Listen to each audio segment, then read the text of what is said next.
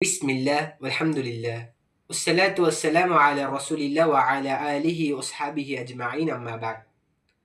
அன்பிற்கினிய அல்லாஹ்வின் நல்லடியார்களே, சகோதர சகோதரிகளே, இன்று இந்த வீடியோவை காணக்கூடிய ஒவ்வொருவருக்கும் அல்லாஹ் சுப்ஹானஹு வ தஆலா ஏதேனும் ஒரு ஃபضல் வச்சிருப்பான்னு ஒரு நம்பிக்கையுடன் எனது இந்த ஒரு சிறிய ஒரு நசீஹத்தை தொடங்குகின்றேன்.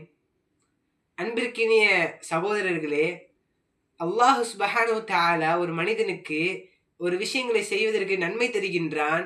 அதற்கு ஒவ்வொரு பாகமாக சில விஷயங்களை பிரித்து வைத்திருக்கின்றான். அதாவது செய்வதற்கு கூலி இருக்கு, செய்யாததற்கு தவறு இல்லை, செஞ்சா தவறு இருக்கு. இந்த மாதிரி நிறைய இருக்கு. அதுபோல 3 விஷயங்கள் இருக்கிறது. நல்லாக கவனித்துக் கொள்ளுங்கள். 3வது விஷயத்தை நன்றாக கவனித்துக் கொள்ளுங்கள். அது யாரும் இதுவரைக்கும் நம்ம வாழ்க்கையில் கேட்காதவர்கள் இருப்பார்கள். அதை பற்றி அறியாதவர்கள் இருப்பார்கள். அதை கேட்டுக்கொள்ளுங்கள் என்னோடு இன்ஷா அல்லாஹ்.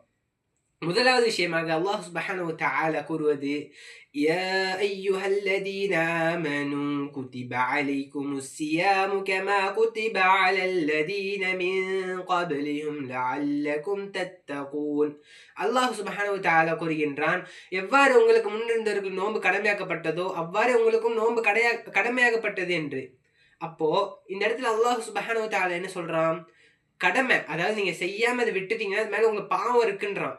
அப்போ ஃபர்தான விஷயங்கள் அப்படின்றது ஒரு விஷயத்துல நம்ம செஞ்சோம்னா அந்த விஷயத்துக்கு நமக்கு நன்மை இருக்கு, செய்யாம விட்டோம்னா அதுக்கான தண்டனை நமக்கு இருக்குன்றது தான் ஃபர்தான விஷயம்.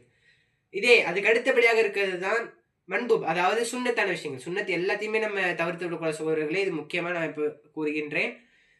சுன்னத் அதை தவறவிட்டால் அதற்கு பாவங்கள் பிரத்யேகிச்சு கிடைக்காது. அதாவது முக்கியப்படுத்திட்டு பாவம்னு அது கிடைக்காது. ஆனா அது செஞ்ச நன்மைகள் இஷ்டம் போல கிடைக்கும் சகோதரர்களே. 3வது ஒண்ணு, நன்றாக சிந்தித்துக் கொள்ளுங்கள், நன்றாக அறிந்து கொள்ளுங்கள், நன்றாக கவனித்துக் கொள்ளுங்கள் இந்த விஷயத்தை.